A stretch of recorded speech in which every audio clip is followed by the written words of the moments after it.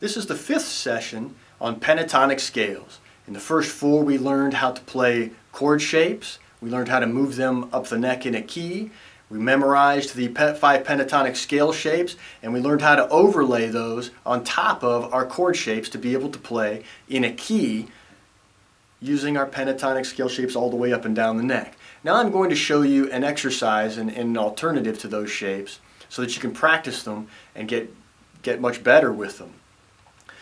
We didn't play a scale shape for the open C chord position. The first place we played a scale shape was the A shape position. So what we're going to do is strum that. And then we're going to play the A pentatonic scale shape ascending. And we're going to just keep our finger there for a second. Since we ascended with our A shape, we're going to move up to position for our G shape, and we're going to descend with our G shape pentatonic scale.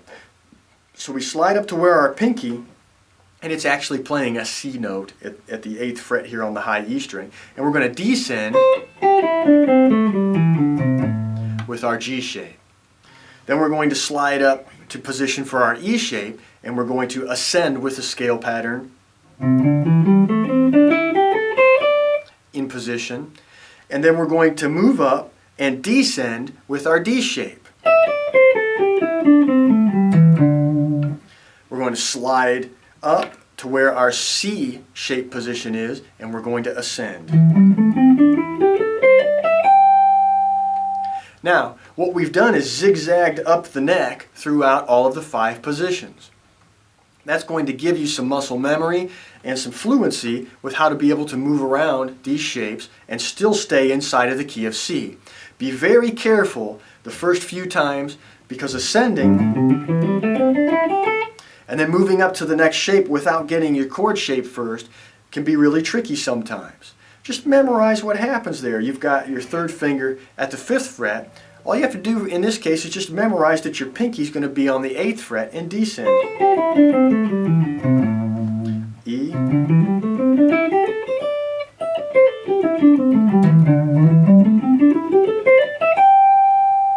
Now you've got all 5 shapes, and you're able to ascend and descend with all 5 of them. Now I'm going to show you an alternative to a pentatonic scale. There are a 3-2 pattern and a 2-3 pattern. And the easiest way to think about this is 3 notes on one string. If we want to play over top of a major chord in the key of C, that would be C, F, or G, I could think about my first finger as the root note. Here it's G. So I could play in the key of C and I would get a form of a pentatonic scale. A pentatonic scale is technically a 5-note scale.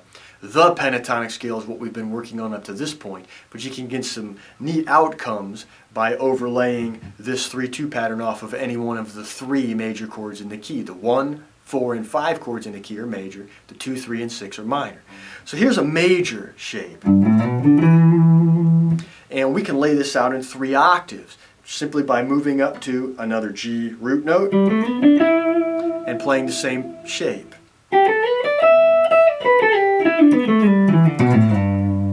So there's a major, what you could consider a major form of a pentatonic scale.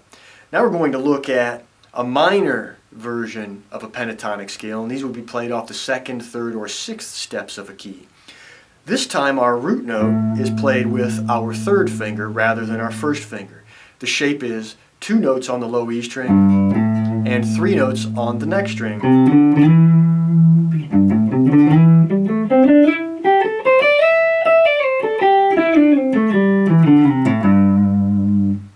So there's what you could consider a minor version. A here is the root note, and in the key of C that would be the 6, so it could be considered a minor kind of based shape. The real modes that it's based out of depends on what the chords are underneath that you're playing over top of. The harmony is going to dictate the mode, but you can think of basing these off of major and minor.